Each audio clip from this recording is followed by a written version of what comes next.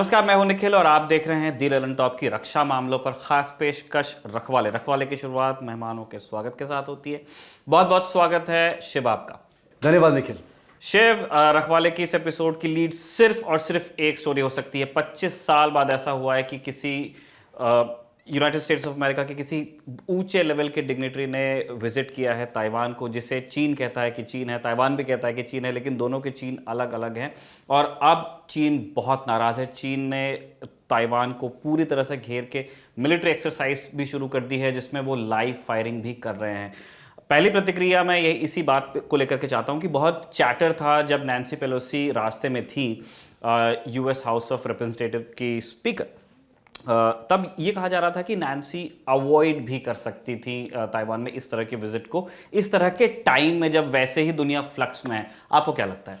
निखिल, जैसे आपने देखा था कि जब नैन्सी पेलोसी का जो विजिट था ताइवान का वो अनाउंस हुआ था, इतने सारे धमकियां आए चाइना से कि ऐसे मत करो, ग्रेव कॉन्सिक्वेंसेस भुगतने पड़ेंगे, ये होगा वो होगा, हम हमला करेंगे, अटैक करेंगे। बहुत सारे स्टेटमेंट्स आए थे जो ग्लोबल मीडिया ने कवर किया। लेकिन जैसे आपने देखा कि जो विजिट था, 15 घंटे का विजिट जो था यूएस स्पीकर पेलोसी का, वो काफ़ी सफल था, अनइवेंटफुल था, कुछ हुआ नहीं था। काफ़ी मीडिया अटेंशन बिल्कुल था, लेकिन स्टेटमेंट्स और धमकियों के अलावा और कुछ एक्चुअली नहीं हुआ। जो बौखलाहट है चीन का, वो उनके जाने के बाद शुरू हुआ है, जो अभी हम देख रहे हैं। जैसे कि जो युद्ध वॉर गेम्स जो हो रहे हैं ताइवान के सामने, अराउंड एनसर्कलमेंट ऑपरेशंस जो हो रहे हैं, आज कुछ मिसाइल्स भी फायर हुए हैं अक्रॉस ताइवान, नज़दीकी इलाके में काफ़ी मिलिट्री ड्रिल्स भी हो रहे हैं। तो अभी मेरा ये मानना है निखिल कि प्रेशर काफ़ी चीन पर है अभी, क्योंकि एक स्थिति बन गई है कि चाइना ने इतने सारे धमकियां दी हैं कि हम अटैक करेंगे, हम बदला लेंगे इस एक्शन का यूएस से। हम जो ताइवान का जो हिस्टोरिक रीयूनिफिकेशन एफर्ट है वो हम पूरा करेंगे। इसके बाद दुनिया याद रखेगा कि ये एक बहुत बड़ी भूल हो गई है from the side of the US.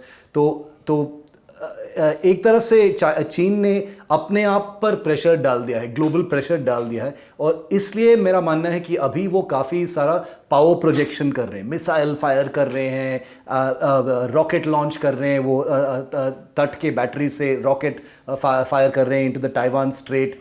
काफ़ी फाइटर एयरक्राफ्ट जो हैं वो सीमा पार कर चुके हैं। वो ताइवान स्ट्रेट जो है, जो समुद्री इलाका है आइलैंड और मेनलैंड के बीच में, जो मीडियन लाइन कहलाते हैं, एक टैसिट अंडरस्टैंडिंग है दोनों के बीच में कि वो क्रॉस नहीं होगा ड्यूरिंग मिलिट्री ड्रिल्स। निखिल, वो क्रॉस हो गया है। एक स्टेटमेंट आ गया था ताइवान से कि आई थिंक 27 फाइटर एयरक्राफ्ट ने क्रॉस कर चुके हैं। तो ये एक टेंशन बढ़ रहा है उस इलाके में। लेकिन जो एक्सपर्ट्स हैं ताइवान में, वो बोलते हैं कि ये एक स्टैंडर्ड रिस्पॉन्स है चाइना का। चाइना हमेशा यही करते has been doing only this for a very long time. ये जो इंटिमिडेटरी टैक्टिक्स, ये जो माइंड गेम्स, मिलिट्री अग्रेशन जो है, लेकिन हमला के नीचे जो भी कर सकते हैं वो सब कर रहे हैं अभी।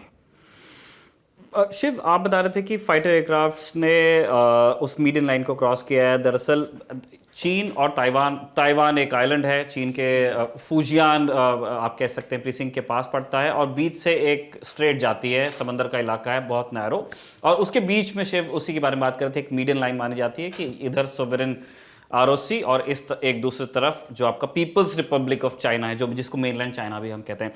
शिव, मैं चाह रहा था कि एक टर्म को लेकर के लोग बहुत कंफ्यूज होते हैं, एयर आइडेंटिफिकेशन जोन। एक उसका वायलेशन होता है और एक दूसरा है आपका सोवरेन एयर स्पेस। क्या हम इसमें एक डिफरेंस दर्शकों को बता सकते हैं? क्योंकि लोग कई बार बिल्कुल निखिल, और ये एक बहुत इंपॉर्टेंट, बहुत ही सिग्निफिकेंट अंतर है इन दोनों में।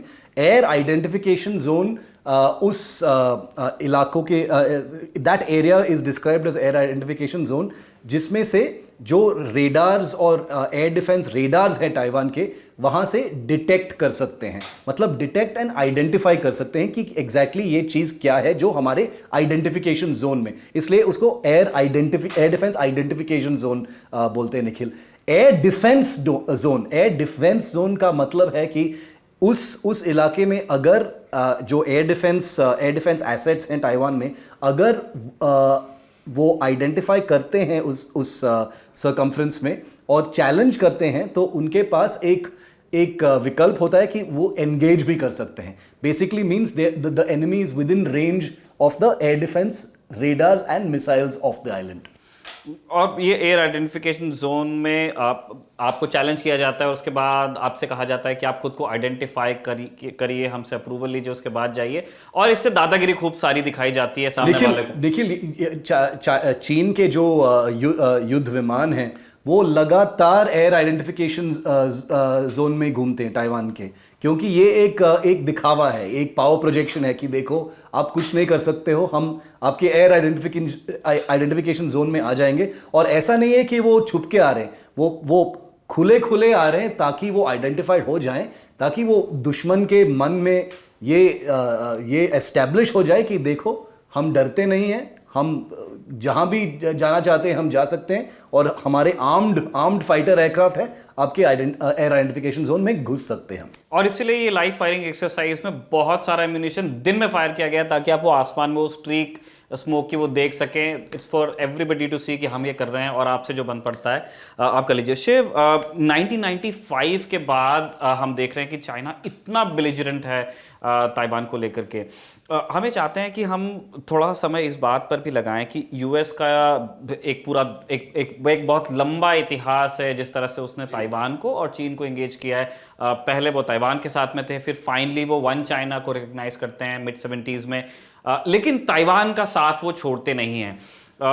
अभी 2022 में चीज़ें जिस तरह की हैं, हमने व्हाइट हाउस के उन स्टेटमेंट्स को भी देखा है जिनमें उन्होंने कहा है कि ये मैडम स्पीकर का एक टूर था, तो वो अपने विवेक में वहाँ गई हैं, लेकिन जो यूनाइटेड स्टेट्स ऑफ अमेरिका है वो अभी भी वन चाइना में मानता है. क्या व्हाइट हाउस के लिए ये थोड़ी सी ऑकवर्ड हो गई थी सिचुएशन नैंसी पेलोसी के वहाँ जाने से? इसका एक पॉलिटिकल साइड है और दूसरा इसका एक मिलिट्री साइड है. मैं चाहता हूं आप दोनों पे कमेंट करें. Nikhil, again very important question, क्योंकि देखो नैंसी पेलोसी एक नेता है, she is a US politician. उसके भी एम्बिशंस हैं, वो अभी यूएस हाउस ऑफ रिप्रेजेंटेटिव्स के स्पीकर हैं, और अभी जो उन्होंने किया है एक पॉलिटिकल कू है, क्योंकि दुनिया भर का जो ध्यान था उसी पे था, उसी आइलैंड पे था, उसके एयरक्राफ्ट पर था. जैसे आपने देखा कि फ्लाइट रेडार पे रिकॉर्ड ब्रेकिंग ट्रैकिंग था उसके एयरक्राफ्ट पर, यूएस एयरफोर्स का 737 पर. तो उसके लिए एक पब्लिक रिलेशंस और पॉलिटिकल कू है, क्योंकि जो उसको अचीव करना था वो पूरा अचीव कर दिया. उसका इमेज अभी है कि वो एक बहादुर नेता है. वो चाइना का जो धमकियां थे, न्यूक्लियर कंट्री जो इतना इररिस्पॉन्सिबली बोल रहा है, उसके बावजूद वो जहाज लेके पहुंच गई ताइवान में. तो उसका जो पॉलिटिकल इमेज है वो काफ़ी बहुत ही बढ़िया हो गया है, क्योंकि उसके पहले का उसका थोड़ा कंट्रोवर्शियल इमेज है यूनाइटेड स्टेट्स में. लेकिन डोमेस्टिक पॉलिटिक्स और डोमेस्टिक ऑडियंसेस को देखकर, क्योंकि Nancy Pelosi is US speaker, part of the Democratic party, लेकिन उसका जो इमेज है is as not only as an ambitious politician लेकिन also as a lone wolf. वो अपने आप के लिए करती है जो फॉर पर्सनल फायदा जो हो सकता है, she will do that, because उसका भी एम्बिशंस है within the US system as far as the White House is concern. लेकिन बाइडेन के लिए ये तो प्रॉब्लम है, क्योंकि उसी को भुगतना पड़ रहा है. जो धमकियां आते हैं, यूएस मिलिट्री जो है वो बाइडेन के हाथ में है, वो नैंसी पेलोसी के हाथ में तो नहीं है. तो इसलिए जो चाइना अभी बोल रहे हैं कि US will have to suffer it, this will have impact on economy, this will have impact on trade. भूलना मत निखिल कि जब प्रेसिडेंट ट्रंप थे व्हाइट हाउस में, जो डैमेज हो गया था चाइना और यूएस के बीच में, वो ट्रेड के ऊपर लड़ाई जो हो रही थी, US has been trying to fix many of those things, लेकिन मिलिट्री एस्पेक्ट्स पे टेंशंस काफ़ी बढ़ गए हैं. The White House does not have any control. White House का कोई काबू नहीं है on what Nancy Pelosi does. तो इसलिए उनके लिए थोड़ा ऑकवर्ड था कि ये जा रही हैं. सेक्रेटरी ब्लिंकन ने बोला कि हमको एक्चुअली पता नहीं है कि वो जा रहे हैं कि नहीं जा रहे हैं. काफ़ी अनसर्टेनिटी भी था। तो एक डायनामिक और डोमेस्टिक पॉलिटिक्स में भी एक काफ़ी इंटरेस्टिंग और शिफ्टिंग डायनामिक है बाइडेन और पेलोसी के बीच में। तो it should be seen in that perspective. मतलब मैं चाह रहा था कि एक टिप्पणी उस तरह से भी हो, जो इंडो पैसिफिक फ्लीट है जो परमानेंटली डिप्लॉयड रहती है वहाँ पे, और वो काफ़ी इंटरेस्ट दिखाते हैं पिछले काफ़ी आप कह लीजिए साल या 2 दशकों से चीन में, साउथ चाइना सी वाले उस पूरे इलाके में, जापान, ताइवान, ऑस्ट्रेलिया तक अगर आप वो पूरा इलाका समेट ले, तो उसके लिए ये विजिट किस तरह की थी?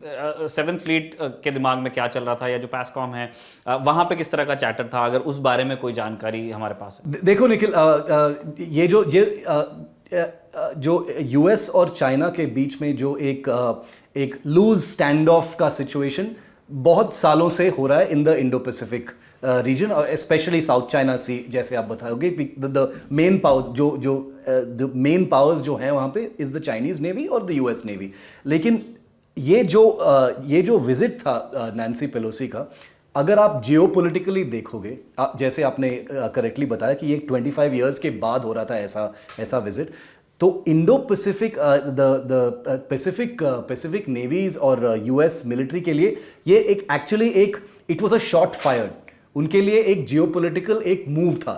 अगर आप if you see it as a chess board, शतरंज का बोर्ड अगर आप देखोगे, then the Pelosi visit was seen like a very big move on the United States का साइड से। और इसलिए दे सी इट, क्योंकि उनको पता भी है कि it will not trigger any military response from China in the immediate future. अभी वो जो धमकियां दे रहे हैं चाइना, वो इमीडिएटली वो फॉलो थ्रू नहीं करेंगे, लेकिन टेंशंस डेफिनेटली बढ़ जाएंगे, जैसे आप देख रहे हो विद द मिलिट्री ड्रिल्स। और इसलिए the US also is not taking it lightly. उनका भी एक 2 carrier battle groups, I think 2 carrier battle groups already तैनात हैं in the Pacific, in the western Pacific, और they are ready for whatever eventuality will happen. और remember कि US काफी तैनात है जापान में भी, permanent presence. Second world war के बाद वो कभी वापस नहीं गए। In fact US second world war में जहां जहां गया वहां से उन कंट्रीज को कभी यूएस ने वेकेट नहीं किया है।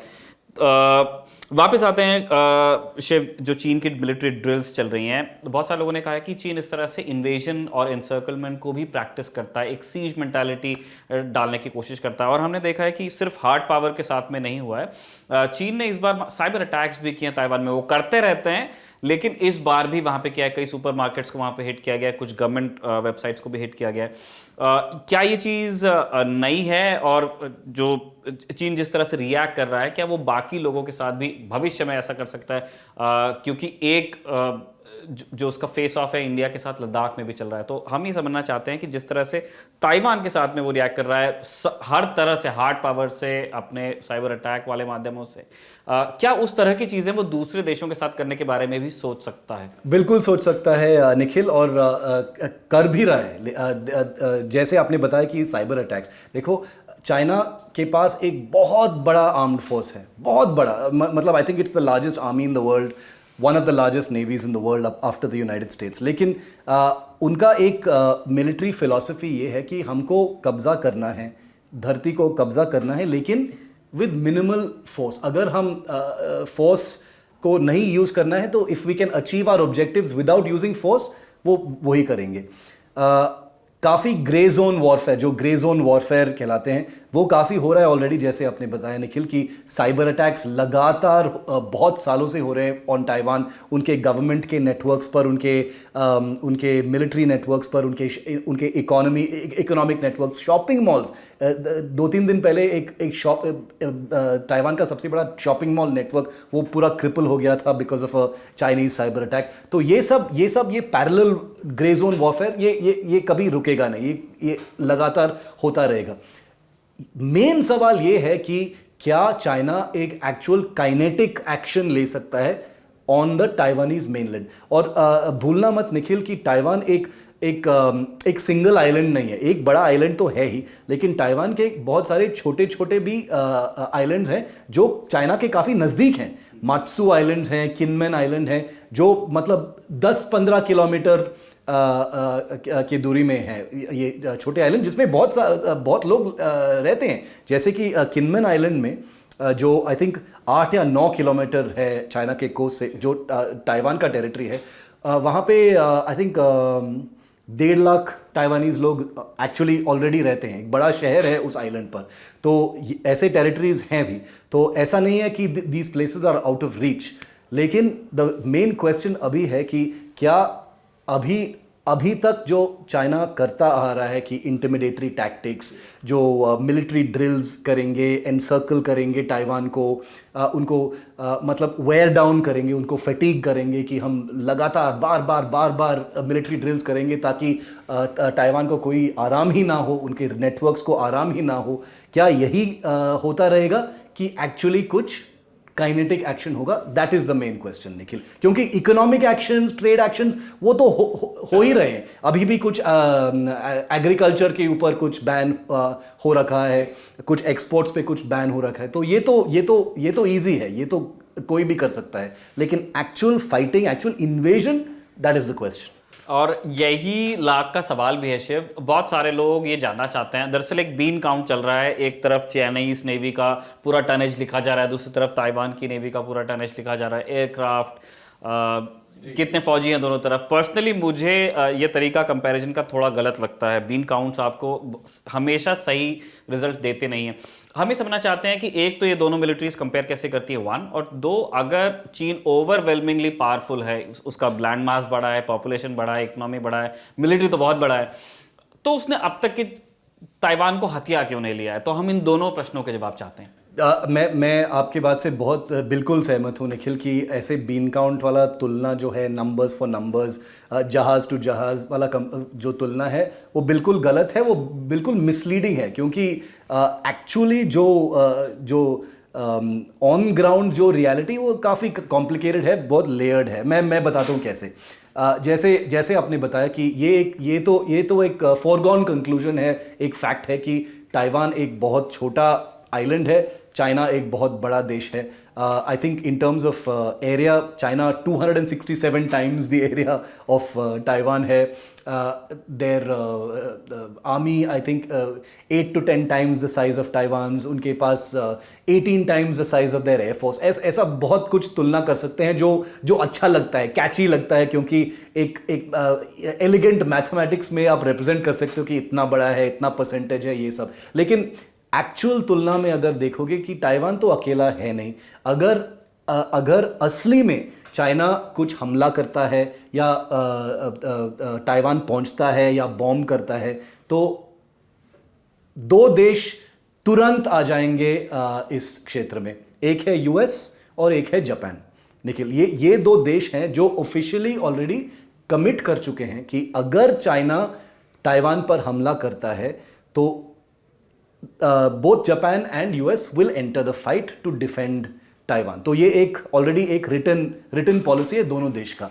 लेकिन सवाल ये नहीं है निखिल कि क्या चाइना इन्वेड करेगा या हमला करेगा कि नहीं। सवाल ये है कि क्या वो कर भी सकता है, क्या ये फीजिबल भी है कि चाइना इतना बड़ा देश है, क्योंकि ये एक काफ़ी ऑब्वियस सवाल है और बहुत लोग पूछते हैं, मैं भी पूछता था कुछ साल पहले कि यार इतना छोटा देश है, इतना जो बोलते हैं, इतना बिग टॉक होता है कि they are part of us, historically reunification होना चाहिए, 1 चाइना पॉलिसी, ये सब वो सब, लेकिन ईजिली क्यों नहीं ले सकते हैं वो? इसलिए 2-3 रीजंस है। एक मैंने ऑलरेडी बताया कि ताइवान बिल्कुल अकेला नहीं है, क्योंकि they have the world's biggest superpower United States and of course its ally Japan on its sides.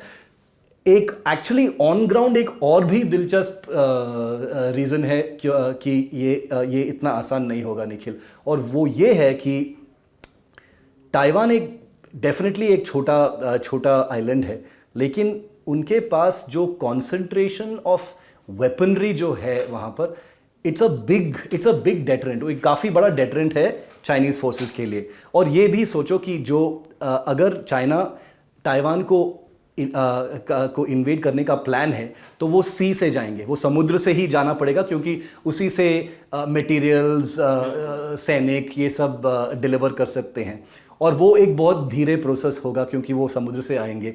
अगर वो समुद्र से आते हैं तो ताइवान के पास जो आउटलाइंग आइलैंड्स में जो एंटी शिप बैटरीज हैं, उनके पास यूएस के सबसे एडवांस सेंसर्स और रेडार्स हैं, वो तुरंत हमला करेंगे, काउंटर अटैक तुरंत हो जाएगा और इतना सारा डैमेज डिलीवर होगा चाइनीज़ नेवी पर, चाइनीज़ एयरफोर्स पर, कि चाइना को कैलकुलेट करना पड़ेगा कि कितना लॉस हम अब्जॉर्ब कर सकते हैं। इसके इसके जब ये सब हो रहा है, यूएस और जापान आ ही जाएंगे, तो वो जो बैलेंस ऑफ पावर पूरा हो जाएगा। तो ये सारे जो कैलकुलेशंस हैं वो काफ़ी डिफ़िकल्ट हैं चाइना के लिए, और इसलिए वो नहीं कर सकते हैं। एक तीसरी बात ये है कि निखिल, जो वेस्टर्न एज जो है ताइवान का, पूरा जो वेस्टर्न एज है, वहाँ पे कोई पोर्ट्स नहीं है, वो पूरा रिवराइन एरिया है, वो काफ़ी समुद्री एरिया है, आप एम्फीबियस लैंडिंग नहीं कर सकते हो, आप इट्स अ रॉकी प्लेस, वो वहाँ पे काफ़ी टारगेट्स नहीं है, और जो एक्चुअली मिलिट्री बेसिस और जो शहर है ताइवान के, वो नॉर्थ में हैं और अंदर हैं टुवर्ड्स द ईस्ट, और इसलिए चाइना को उस साइड से आके अटैक करना पड़ेगा, वेस्टर्न साइड से जाके अटैक करना पड़ेगा, और by that time Taiwan will have enough weapons, enough intelligence, जो भी है टारगेटिंग इंफॉर्मेशन यूएस से, टू एक्चुअली अटैक। तो ऐसा नहीं है कि चाइना कैनॉट इन्वेड, ऐसा नहीं है कि वो सफल नहीं होंगे, लेकिन जो डैमेज होगा चाइना को, क्या वो स्टमक कर सकते हैं, that is the question. Shiv, आप जिस तरह से बता रहे थे, मुझे याद आया कि जैसे सेकेंड वर्ल्ड वॉर में टनेज वॉर कहा जाता था, कि एक मैथमेटिकल कैलकुलेशन है कि इतने 1000 टन्स रिक्वायर्ड अगर आप डुबा देते हो अपने एनिमी के, ये कैलकुलेशन जर्मनी के लिए भी की गई थी, यूएस के लिए भी की गई थी, और ब्रिटेन के लिए भी की गई थी। अगर आप सिंक कर देते हो तो आप अपने मिशन में कामयाब हो सकते हो। जर्मनी नहीं कर पाया और फाइनली वो लड़ाई हारता है। उसी चीज को लेकर के कुछ लोग ये भी पूछते हैं कि जो चाइनीज नेवी ने इतना इन्वेस्ट किया है इनटू न्यू वेसल्स, उन्होंने हर तरह के बोट्स बनाए, वो एयरक्राफ्ट कैरियर्स बना रहे हैं, फूजियान अभी आने वाला है कुछ दिनों में, तो वो टनेज में अपना साइज इंक्रीज कर रहे हैं। क्या ये भी एक विचार हो सकता है कि कभी अगर भविष्य में हमें ताइवान पे हमला करना है तो हम उस लिमिट के ऊपर जाकर के अपनी फौज का साइज कर लें, कि कुछ लॉस सफर करने के बाद भी एक हिस्सा होगा फोर्सेस का जो फाइनली ताइवान तक के पहुंचेगा, या फिर ये एक ऑब्सोलीट थिंकिंग है, इस चीज का टाइम चला गया है? नहीं Nikhil,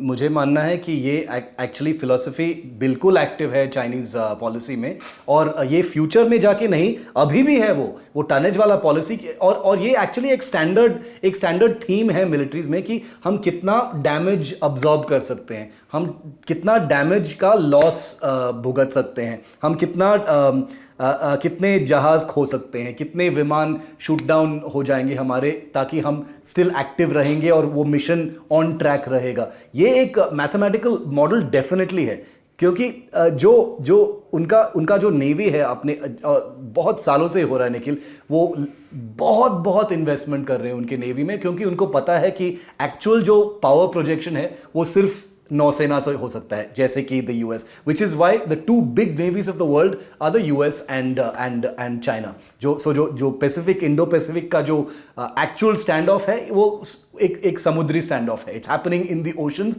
not on the actual land. तो क्योंकि चाइना इतना सीक्रेटिव है, उनका जो पॉलिसीज काफ़ी ऑब्सक्योर हैं, तो एग्जैक्टली टेक्निकली पता नहीं है, लेकिन उनका डेफिनेटली एक मैथमेटिकल मॉडल है, टनेज को लेकर या नंबर्स को लेकर या वैल्यू को लेकर निखिल, जहां तक जिस हद तक वो जा सकते हैं to achieve their objectives, they definitely have that. Shiv, मैं ये चाह रहा था कि हम ये भी समझे थोड़ा, कि आप अपने हिसाब से अपनी राय इसमें रख सकते हैं कि चीन इस तरह से हो सकता है सोचता हो, लेकिन क्या इस तरीके में अब भी मेरिट रह गया है? मतलब मिलिट्री प्लानर्स बिल्कुल बताते हैं, क्योंकि उनको उसी लिए तभी तो वो बजट पास करवाएंगे कि हमको एक बोट चाहिए, एक शिप चाहिए, एक सबमरीन चाहिए, उनके हिसाब से वो गणित सारा ठीक है।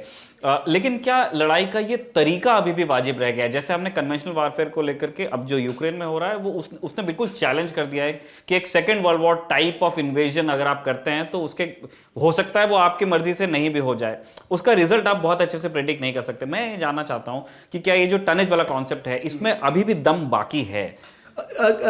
आई थिंक यूक्रेन रशिया के बीच में जो लड़ाई है निखिल, उसमें साबित होता है कि ये टनेज का जो फिलॉसफी एक्चुअली एक्टिव है, वो एक्चुअली एक पैराडॉक्स है। मेरे हिसाब में एक पैराडॉक्स है। वो ये साबित करता है कि grey zone warfare, electronic warfare, jamming जो होता है, लॉन्ग रेंज इलेक्ट्रॉनिक अटैक्स जो एक्चुअली मॉडर्न बैटलफील्ड में what the war will look like वो प्रूव हो जाता है यूक्रेन रशिया में।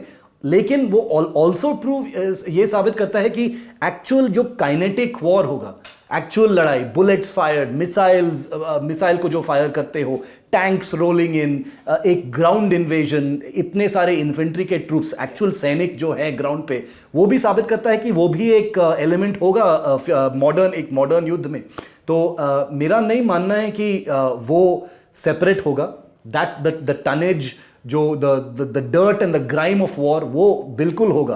कुछ एलिमेंट्स जो हैं वर्ल्ड वॉर 2 के, हमने कितना देखा है यूक्रेन में निखिल, कितना जो वर्ल्ड वॉर 2 के जो इमेजरी है वो अभी भी यूक्रेन में दिखाई देता है। टैंक्स और आर्मर्ड पर्सनल कैरियर्स, ये सब जो ग्राउंड इन्वेजन का जो थीम है। तो मेरा मानना है कि जो long range electronic warfare, cyber attacks जैसे आपने बताया, और ये सारे जो एलिमेंट्स होंगे, it will run parallel with the tonnage philosophy. हम काफ़ी देर से हार्ड पावर की बात कर रहे हैं शिव। मैं फिर से आप उसको हार्ड या सॉफ्ट कहाँ प्लेस करते हैं, आपकी मर्जी, दर्शकों की भी। एक और चीज़ है जो ताइवान में बड़ी कीमती है उस आइलैंड के अलावा, जो ताइवान का एक्सपर्टीज़ है सेमीकंडक्टर्स में, उसको लेकर इस तरह से भी उसको गढ़ा जा रहा है चीन की इस पोजीशनिंग को कि अगर भविष्य में कभी ताइवान पे हमला करता है चीन, तो उसकी एक वजह सेमीकंडक्टर बनाने में जो ताइवान का एक्सपर्टीज़ है, एक्सपीरियंस है, और जो फ्यूचर प्लान्स उन्होंने बनाए, क्या आपको ऐसा लगता है कि एक चिप भी वजह हो सकती है? बिल्कुल हो सकती है। मैं कुछ डेटा देता हूं आपको निखिल। अभी इंडिया के जो चिप इंपोर्ट्स है, सेमीकंडक्टर चिप इंपोर्ट्स हैं, 35% जो हैं वो चाइना से आते हैं, छोटा परसेंट जो है ताइवान से आते हैं। 1949 के बाद जब ताइवान एक अलग हिस्सा हो गया था चाइना से, उसके बाद ताइवान का जो इंडस्ट्रियल इन्वेस्टमेंट है हाईटेक कटिंग एज टेक्नोलॉजी और मैन्युफैक्चरिंग में, वो अनपैरेलल्ड है। इतने छोटे इलाके का इतना जो दम था to reach that kind of industrial power, वो अनपैरेलल्ड था और वो अभी भी दिखाई देता है।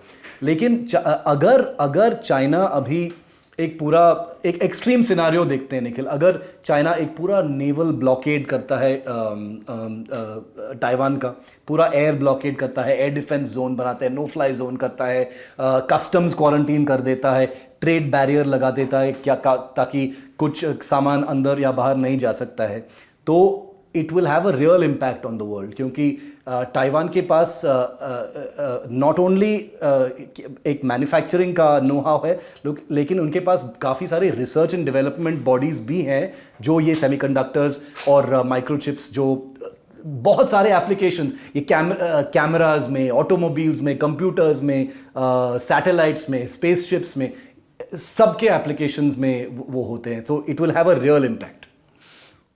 शिव, एक चीज़ हम इंडिया एंगल पे आ जाएं उससे पहले हमें जानना चाह रहे थे कि बहुत सारे लोग जब ताइवान से हमदर्दी जताते हैं, बिल्कुल जतानी चाहिए, वो एक डेमोक्रेसी, हम एक डेमोक्रेसी हैं, लाइक माइंडेड लोग हैं और लाइक माइंडेड गवर्नमेंट्स भी हैं, लेकिन हमें ये नहीं भूलना चाहिए कि ताइवान भी अपने इंटरप्रिटेशन में वन चाइना में मानता है। उनके वन चाइना में तिब्बत भी है, उनके वन चाइना में लद्दाख भी है, उनके वन चाइना में अरुणाचल प्रदेश भी है। तो ऐसे किसी चीज़ पर राय रखने से पहले आपको सोचना चाहिए।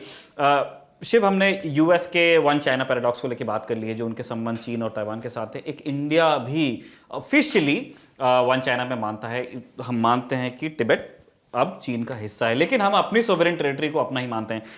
शिव, भारत को अपनी जगह कहाँ खोजनी चाहिए इस विवाद में जो चीन और ताइवान के बीच में? देखो निखिल, भारत के लिए, इंडिया के लिए ये तो एक बहुत ही गंभीर और डेवलपिंग सिचुएशन है, क्योंकि जो चाइना करता है ताइवान के साथ अभी, वो बिल्कुल इंडिया पर असर पड़ेगा। क्योंकि हमारे पास एक लाइव सिचुएशन ऑलरेडी है इसी देश के साथ, चाइना के साथ। हमारे लद्दाख इलाके में ऑलरेडी एक live stand of military situation actually already है, और अभी 2 साल से ऊपर चलता आ रहा है। तो इसलिए इंडिया जैसे आपने बताया कि India officially one China policy देखता है, in which it's only one China, there is no separate Taiwan, it's people's republic not republic of China, वो सब वन चाइना पॉलिसी वो डिप्लोमेटिकली इंडिया रिकग्नाइज करता है। लेकिन जैसे आपने बताया कि ये कॉम्प्लिकेटेड चीज़ है, क्योंकि चाइना के बहुत सारे ज़मीनी क्लेम्स हैं इंडिया पर, इन लद्दाख, अक्साई चिन, अरुणाचल प्रदेश एट्सेट्रा। तो इसलिए ये एक डायनामिक डिप्लोमेटिक सिचुएशन है। इंडिया का रिलेशंस है ताइवान के साथ, India has diplomatic relations with Taiwan, India has diplomats in Taiwan also. तो इसलिए ये एक डेवलपिंग सिचुएशन है, एग्जैक्टली लाइक जैसे रशिया और यूक्रेन का जो युद्ध के बाद जियोपॉलिटिकली एक शिफ्टिंग लॉयल्टीज, शिफ्टिंग ऑर्डर उभर के आ रहा है। निखिल, मेरा मानना है कि ये जो स्थिति अभी उभर रहा है इन the Pacific between China and Taiwan, काफ़ी इंडिया पर भी असर पड़ेगा। आई थिंक इंडिया एक वेट एंड वॉच पॉलिसी कर रहा है अभी, क्योंकि उनको पता है कि जो चाइना करता है अगले दिनों में, अगले हफ्तों में, महीनों में, it will have a definite president, एक प्रीसिडेंट बन जाएगा और नेक्स्ट स्टेप्स भी काफ़ी क्लियर हो जाएंगे कि इंडिया को कैसे डील करना पड़ेगा इन लद्दाख। क्योंकि अभी चाइना थोड़ा वीक लग रहा है उनको, वो थोड़ा globally they are looking like a bully, कि इतना बोल के उन्होंने कुछ नहीं किया, क्या करेंगे, कब करेंगे, क्या ये सिर्फ बोलते हैं कुछ करते नहीं है। तो ये सारे सवाल अभी हैं। आई गेस शिव, इससे हमको भी और पूरी दुनिया को भी ये मालूम चलेगा कि चीन को कितना परेशान किया जा सकता है, कितना रैटल किया जा सकता है विदाउट कॉन्सिक्वेंसेस, या मतलब जो बिल्कुल आपके ज़मीन पे, आपकी सेहत पे जिससे फ़र्क पड़ जाए। क्योंकि अब तक के चीन ने लोगों को डरा के बहुत रखा है, स्पेशली अफ्रीका आप ले लेंगे, अफ्रीका में भी बहुत सारे देशों को उन्होंने इसी तरह से बुली करके रखा हुआ है, क्योंकि उन्होंने लोन्स खूब बांटे हुए हैं। साउथ चाइना सी में उनका रोज़ एक नया आइलैंड निकल आता है, हमारे साथ जो हो रहा है वो दुनिया जानती है। अब तक की सारी चीजें ऐसा होता है कि पहले इनिशिएटिव चाइना के पास होता है, उसके बाद बाकी कंट्रीज रिस्पॉन्ड करती हैं। इस बार इनिशिएटिव उनके पास में नहीं था, इस बार चीन रिस्पॉन्ड कर रहा है, और हम ये देखेंगे कि उनकी बातों में कितना दम है और इस उनका क्रेडिबिलिटी और जो उनके जो वर्ड्स का जो वेट होता है, उस पर बहुत सारे सवाल होंगे अभी। इसलिए मैं बोल रहा हूँ कि उनके ऊपर काफ़ी डिप्लोमेटिक प्रेशर है, पॉलिटिकल प्रेशर है, क्योंकि अभी उनको पता है कि अगर वो बहुत समय कर देते हैं until they actually take some action, वो और भी बेवकूफ़ लगेंगे और भी थोड़ा वीक लगेंगे। बेवकूफ़ तो है ही नहीं, China is a big country, they have done many big things, लेकिन उनको पता है कि अभी वो बैकफुट पर हैं, और इसलिए वो जो माहौल है वो बना रहे हैं उस इलाके में। वो मिसाइल्स फायर कर रहे हैं, फायरिंग कर रहे हैं, लगातार प्रेस कॉन्फ्रेंस कर रहे हैं, ये कर रहे हैं, वो कर रहे हैं, ताकि एक पिक्चर बन जाए कि देखो हमने बोला कि हम बहुत करेंगे, हम बहुत कर रहे हैं, देखो हम इतना फायर करेंगे, इतना ये कर रहे हैं। जापान के एक्सक्लूसिव इकोनॉमिक जोन में कुछ बैलिस्टिक मिसाइल्स गिर गए हैं, जो काफ़ी एक गंभीर ब्रेकिंग न्यूज़ था इससे पहले। तो निखिल, वो ऑलमोस्ट सलामी slicing of the escalation ladder वो कर रहे हैं।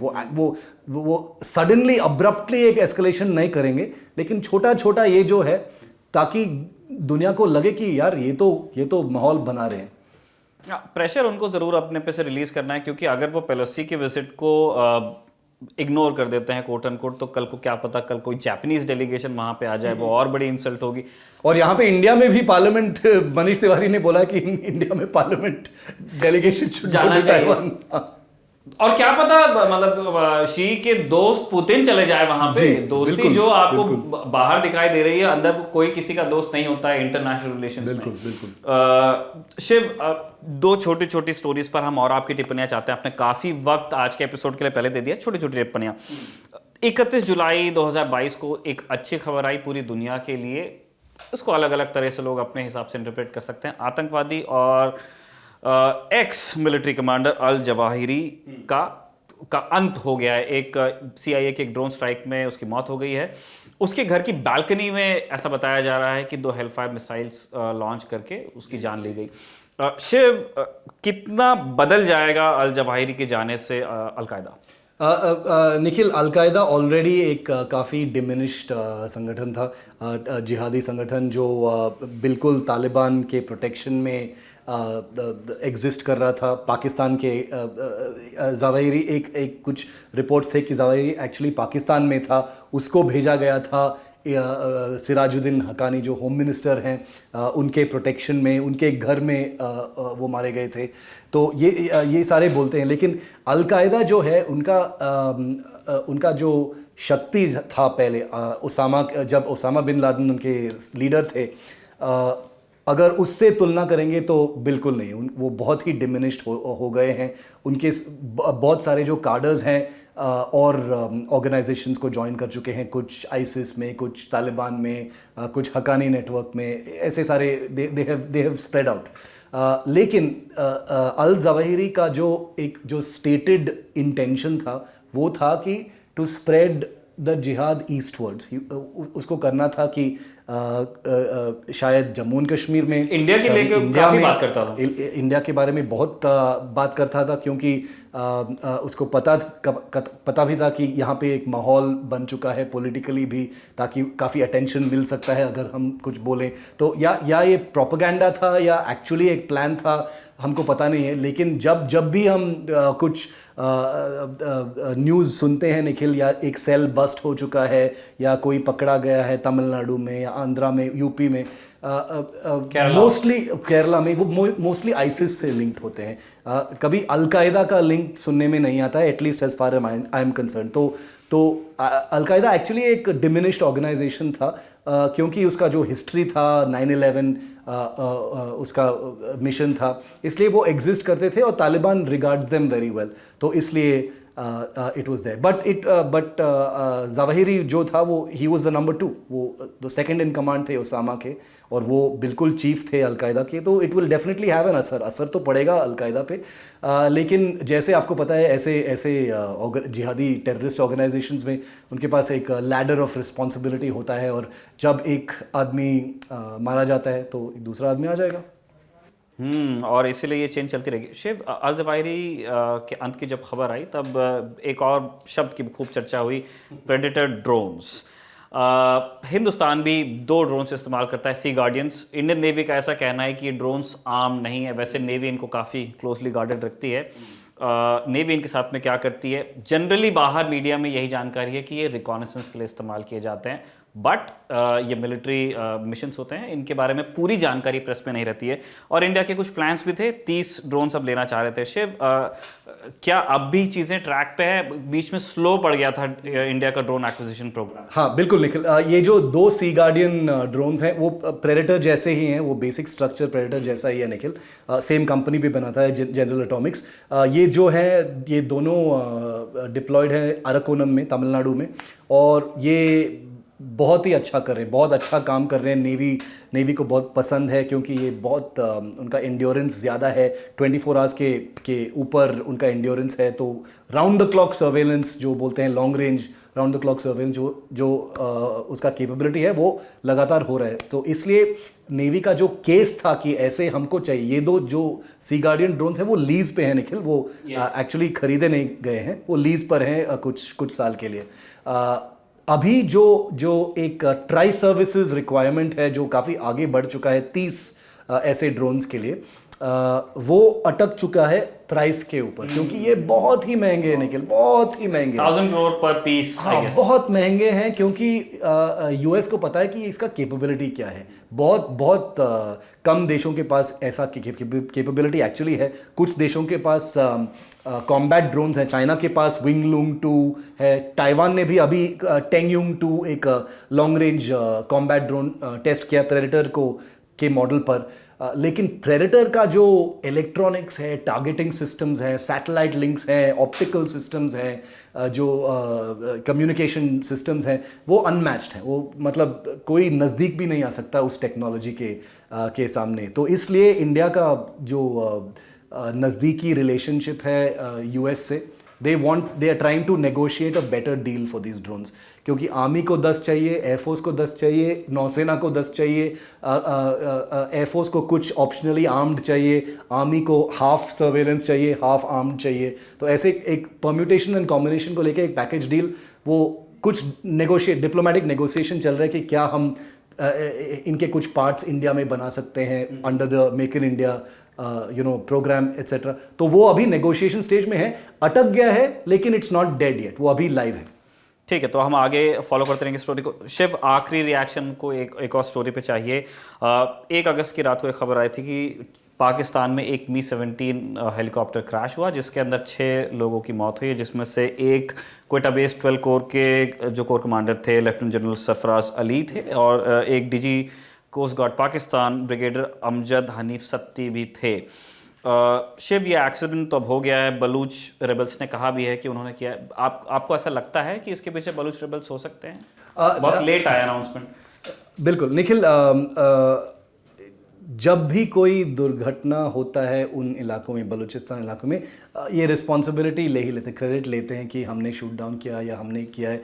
मैं नहीं बोल रहा हूँ कि ये इम्पॉसिबल है, ये हो सकता है और पहले हुआ भी है, लेकिन ये जो मीडिया रिपोर्ट सामने आए हैं इस घटना के ऊपर, मुझे नहीं लगता कि एक एक्चुअली एक शूट डाउन था। ऐसे लगता है कि एक वेदर रिलेटेड चीज़ था, फ्लड रिलीफ ऑपरेशंस में ये एक सर्वेलेंस या ऑब्जर्वेशन मिशन था, जिसमें जैसे आपने बताया कि Quetta corps commander, DG coast guard और काफ़ी और कुछ लोग ये मी-17 हेलीकॉप्टर में थे। तो मुझे नहीं मानना है कि ये एक एक्टिव शूट डाउन ऑपरेशन था Nikhil. It looks like an accident to me. Accident. Shiv, हम ये भी जानना चाहते हैं कि कंपेयर नहीं कर सकते हैं, ऑब्वियसली हम V5 उड़ाते हैं, हम मी-17 हमने रिटायर कर दिए हैं, हम अपग्रेडेड वर्जन्स उड़ाते हैं। हम ये जानना चाहते हैं कि मी-17 या मी-17 V5 के सेफ्टी रिकॉर्ड को लेकर के अब एक और ये अध्याय उसके अंदर जुड़ गया है, वो सारा चैप्टर लोगों ने झाड़ पोंछ के बाहर निकाल लिया है, जिस एक्सीडेंट में जनरल बिपिन रावत का देहांत हुआ था। एयरक्राफ्ट में बिल्कुल फ़र्क है, लेकिन एक फैमिली ऑफ एयरक्राफ्ट तो वही है, और फिर से एक विचार चल रहा है कि क्या VIPs और इस इतने ऊंचे रैंक के ऑफिसर्स को साथ में उड़ना चाहिए, 1 और 2, अगर वो उड़ते हैं तो क्या उसके लिए अलग से VVIP या VIP चॉपर्स होने चाहिए? आपकी क्या राय है शिव इस बारे में? निखिल, मुझे मानना है कि ये एक्चुअली एक गलत परसेप्शन है कि मी-17 एक अनसेफ हेलीकॉप्टर है, क्योंकि ये एक वर्क हॉर्स हेलीकॉप्टर है। ये तो लगातार इस्तेमाल होता है दोनों देशों में, पाकिस्तान में, इंडिया में, रशिया में और बहुत सारे देशों में। तो अगर मी-17 का आप एक्सीडेंट या सेफ्टी रिकॉर्ड देखोगे तो आपको पता चलेगा कि एक बहुत ही रिलायबल, बहुत ही अच्छा वर्क हॉर्स, इसके लिए इसीलिए उसको कहलाते हैं एक वर्क हॉर्स हेलीकॉप्टर। इसका मतलब है कि आप जब भी इस्तेमाल करो, कहीं किसी भी इलाके में इस्तेमाल करो, फ्लड्स में, डेजर्ट में, कहीं भी इस्तेमाल कर सकते हो। तो ये इसका सेफ्टी रिकॉर्ड काफ़ी अच्छा है, ड्यूरेबल है, उसका मेंटेनेंस काफ़ी लो होता है। जैसे आपने बताया कि मी-17 V5 जो है वो अपग्रेडेड मॉडल है, better electronics, navigation system, engine, ये सब काफ़ी अच्छा हुआ है। लेकिन जो आपने बताया कि क्या एक आर्ग्यूमेंट पैदा हो गया कि we need special VIP helicopters, वो तो हर देश के पास एक इंटेंशन होता है निखिल कि नेताओं और सीनियर लीडरशिप के लिए कुछ अलग हेलीकॉप्टर्स मिले। इंडिया में अगुस्टा वेस्टलैंड का AW101 हेलीकॉप्टर्स का जो कॉन्ट्रैक्ट था वो पूरा कोलैप्स हो गया था बिकॉज ऑफ द जो स्कैम था। एक एनेक्डोट निखिल, जो 3 हेलीकॉप्टर्स डिलीवर हो चुके थे 2011-2012 में, वो अभी भी पालम एयरपोर्ट में एक हैंगर में पूरा टारपोलिन लगा के वहाँ पे मॉथबॉल्ड रखे हैं। जो आप समझ सकते हो कितना वेस्ट है। 10 साल के लिए वो हेलीकॉप्टर्स ब्रांड न्यू, मतलब बिल्कुल नए हेलीकॉप्टर्स वहीं पे बैठे हैं 10 साल के लिए, कोई मिशन नहीं है। वो लीगल केस जो है इंडिया और इटली के बीच में वो अभी भी जारी है, लेकिन वो हेलीकॉप्टर्स का कुछ नहीं होगा। लेकिन इंडिया के पास आई थिंक कुछ और भी विकल्प हैं निखिल, कुछ और हेलीकॉप्टर्स शायद लाएंगे, शायद कॉन्ट्रैक्ट करेंगे, लेकिन अभी के लिए वो एक प्रायोरिटी नहीं है। चलिए इस खबर को इस नोट पे ख़त्म करते हैं कि general Sarfaraz Ali, lieutenant general Sarfaraz Ali की जगह ली है लेफ्टिनेंट जनरल आसिफ गफूर ने। आसिफ गफूर को आप 2 चीज़ों के लिए जानते हैं। एक तो उनके ट्वीट्स के लिए जो वो देर रात किया करते थे। बालाकोट स्ट्राइक के वक्त आपको एक चेहरा पाकिस्तान से याद होगा, एक मिलिट्री ऑफिसर जो पाकिस्तान की तरफ से पक्ष रखा करता था, वो थे मेजर जनरल आसिफ गफूर। अब लेफ्टिनेंट जनरल हो गए हैं, अब उन्होंने पद ले लिया है। अब हमें बड़ा इंतज़ार रहेगा उनके बयानों, उनके ट्वीट्स का क्वेटा जाने के बाद। अगर वो वहाँ पे ऐसी कोई चीज़ करते हैं जो दिलचस्प होती है तो उसके बारे में आप ज़रूर, उसका जिक्र आपको मिलेगा रखवाले में। अगर आप उन सारी चीज़ों को देखना चाहते हैं तो बने रहिए दी लर्निंग टॉप के साथ। बहुत बहुत शुक्रिया इस एपिसोड को देखने के लिए आपका, और शिव हमें वक्त देने के लिए आपका भी धन्यवाद। Thank you.